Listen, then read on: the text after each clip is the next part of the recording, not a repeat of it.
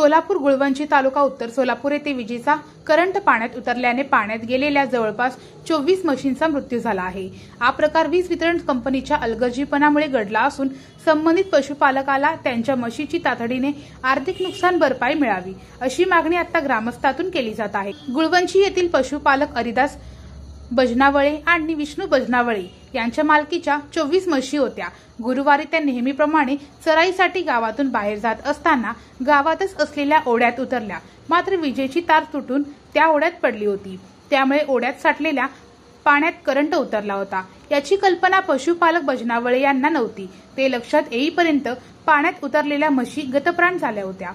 हे लक्षात येताच बजनावळे यांनी उर्वरित म्हशींना त्या पाण्यात जाण्यापासून रोखले, त्यामुळे त्या 4 म्हशींचा जीव वाचला आहे।